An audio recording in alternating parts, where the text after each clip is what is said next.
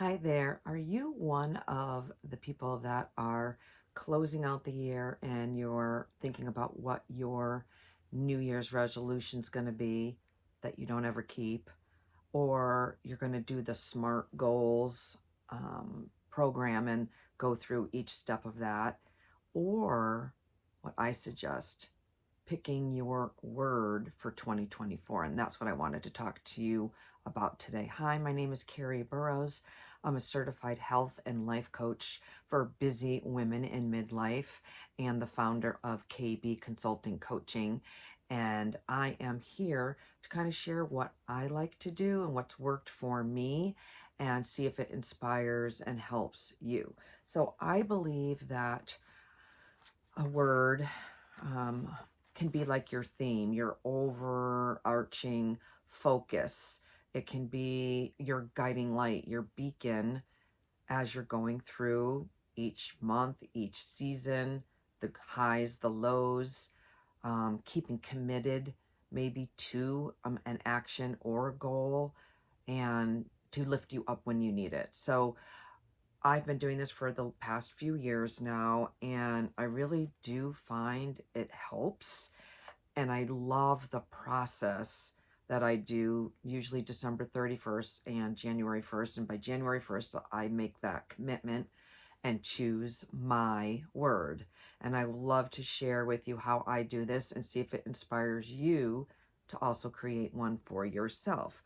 So what I do is I start with thinking about what my past year was like. And I'll go through my calendar. I'll go through maybe my photos or Facebook posts or things that I've written. And what did I learn? What did I struggle with? What were the things that brought me joy? What were the things that didn't work? Where did I need more support? And where do I needed to double down? Where did I need to let go? Where did I need to put up a boundary? So I start there. It's a great place of reflection. And then from there, I say, all right, what do I want more of? What do I want less of? And what really could be a game changer for me for 2024? And then I look at the 5 different buckets of my life and how that word theme can inspire me, empower me, guide me, help me as I maybe is making a decision, keeping on track, saying no, letting go, being positive, whatever those things. So the 5 buckets that I look at um, are my physical health and my mental health, because I feel if I don't have those 2 things, kind of nothing else really matters. I need to be strong in those areas and invest in self-love and care for myself. And then it's money, finance, career, side hustle. And in 2023, I had a lot of change in that area. And that is where I really need to be making more focus and getting back to my coaching and some other business things that I really love doing and want to level up. So that is going to be one of my focus for 2024. And then relationships, love, and friendship. And relationships could be just the relationship with yourself. It could be relationship with the higher being and whatever you believe. It could be relationship with your boss or people at work. It could be relationships with your community, relationship with your spirituality, whatever that might be. And then, of course, love, your love for yourself, but also love for your significant other, the romantic love. It could be love for your children, for your pet, for anything. So love, more love. And then your friendships. And that really is so important to me. I love curating deep friendships and being there for them and vice versa, but then also building new friendships and learning from others. And I absolutely want to be more open to that and invite that in. I want to meet with and learn from and inspired by more women that are stepping outside their comfort zone, doing the hard things, following their dreams, making success, writing the book, building the podcast, whatever it is, I want to meet those women and become friends with them. And then I can learn from them and maybe they can learn from me. So that's something that I really want for 2024 for myself. Fun, play, and happiness. I feel like that's one bucket altogether. And do you give yourself enough time or create fun, play, and recognize happiness? I think a lot of us don't. I've been in a grieving journey for the last 2 years and I have to create it. It's not something that comes naturally when you're in a really deep grief journey. So what is it for you? Where are you lacking in that? Sometimes we like think we get a certain age and we shouldn't play anymore or be silly and giggle like until your eyes are crying or you pee your pants, whatever that might be. Like, what is it for you? When was the last time you really experienced that and let yourself experience that? Do you want more of that for 2024? And then my fifth bucket is purpose, meaning, and spirituality. And I find that a lot of women that I work with, and even for myself, getting the kids are, moving on in life. You're empty nesting. You're looking to maybe change careers. Maybe you've been in the same thing for a while and you're questioning, like, what is my purpose? What is my gifts? What is it that I want to leave as a legacy? What is it that I want to inspire others or be connected to? That's kind of thing. So those are those buckets. Those are the 5 buckets that I want you to think about when you're choosing your word. And some people will only choose one word. I'm not saying you have to. This is your journey. Some people may choose a word for each season, maybe one for fall, right? Winter, spring. Maybe some people will choose it for each month. I don't recommend that because I feel like you really need to resonate in with that word and that theme and see how you can make that work for your life. Making decisions, sticking to healthy habits, being committed, stepping outside the comfort zone. I think you need to really be in it. And I feel like a month, 30 days is not a long time for that. So one thing that I'll do is choose 5 words. So I'll look at a list of words and which ones really kind of jump out and resonate with me. And I usually choose 5. You can choose more than that if you feel like that. But then I think if you have too many, it's hard to narrow it down to really look through a good set of words. I have a few that I'm going to share with you. And then pick 5 that really just energizes you, resonates. You can see it in the future, how it's going to help you. And then what I want you to do is look up in the dictionary. And I literally still have a regular dictionary. Look up the meaning. Of course, you can just Google it. And then write that down. And then write down also, looking up in a thesaurus, look up your word, and then look up the synonyms to it. What other words are related to it that might give it also more meaning and resonate more with you? And then also look for the antonym, the opposite. What is it that you don't want to be feeling, that you don't want to be experiencing, that you don't want to be moving towards, right? It's the opposite. So I'm going to give you an example. My word last year was revival. And all of my words last year were re. It was reset, renew, rejuvenate, restart, because I was coming off a year of deep, awful grief. And I paused my coaching business during that time so that I could give back to myself. And I felt like I needed a of everything in all of those buckets in my life. I needed a So when I did that, I went back and revival just kept on reviving my health, reviving my mental health, reviving my business and my money and my career, reviving my friendships, my love, reviving fun. And it just kept on resonating with me. So then I went deeper again and I looked at words, other words besides revival. And they were recovery, rejuvenation, renewal, restoration. And I was like, yes, yes, yes, those are all the feelings that I want and the things that I'm going to help me theme to move me forward.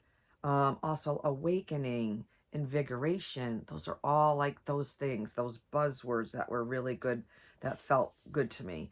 And then you have to look for like those synonyms, like other things that can, um, that can be those matches. And then the opposite. And I almost felt like the opposite, looking at the antonyms, were almost more meaningful. So things like suppression, failure, disappearance, degeneration, decline, extinction, obliteration, devastation. Like, those are all of the things I absolutely didn't want. So when I went back again and I kind of looked at all of those buckets, and then I wrote out under each one of those buckets or each one of those things, like my physical health, what is it that I wanted to revive? What would that look like in the next year? And what steps, where would I challenge? Where am I struggling? So I, take out a new journal. So this is my new journal for 2024, a good sparkly one. And I choose a nice pen and I keep that with it. My girlfriend actually makes these beautiful pens. And I can give you a link for it if you would want it. I'm not an affiliate for her. I just support her because I love her. And this one says manifest. This one says girl power 24/7, which is the name of her business. Her name is Erica. And be unstoppable is this pen. So I'm going to, and I almost feel like this is the pen that's like resonating with me, is this be unstoppable. And so I'm going to use this pen, and I am beginning my journaling process and getting my clarity, getting focus for my word. So do this for the 5 words, or maybe you'd want to narrow it down to 3. And I'm telling you, something is going to resonate and you're going to say, heck yes. And then let that be your theme. And then what can that theme look like to you? So that's also right, the next step. It's okay, yeah, I have this word, but now what? What do I do with that word? How can I incorporate that into my 5 buckets? So I say it starts with my morning practice, and it's got to be incorporated in there. So I would probably look for some affirmations that resonate with that. I would look for maybe some poems or blogs or things that I can read that will reiterate that word back into my life on a daily matter. Maybe a meditation, something of that nature. You could put like a post-it or make an affirmation and print it and put it in your car, put it in your wallet, put it as a screensaver, put it on your phone, put it as a reminder that actually beeps and comes onto your phone certain times of the day, that you can refer back to. Like I said, I'm a journaler. I like to journal. So you can journal in there, throughout the year. How are you using that theme? How is it setting you up for success? When you have something that doesn't go your way, or that you're sad or disappointed about or struggling with, how can that theme, that word, do the opposite, right? That lift you up and keep you moving forward. So that is kind of my own way of doing my word. And I really do find it helps.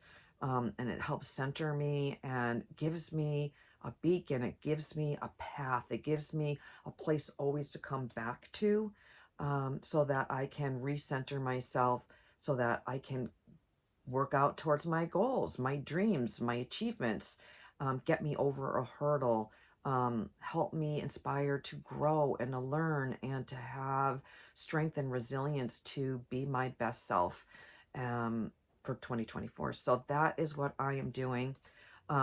Somebody asked if can you reuse a word?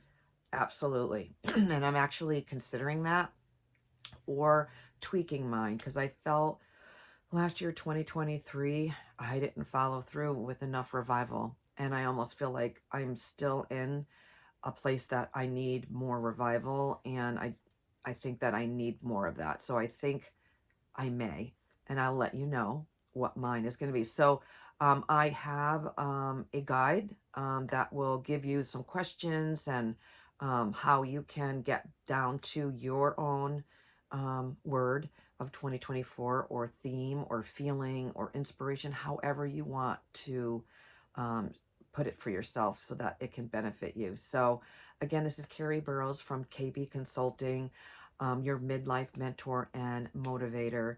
And I am open and ready and excited to be here for you as your coach, whether it's something that you're going through in your health and your body, and you just want somebody to walk alongside you and guide you, cheer you on, and hold you accountable.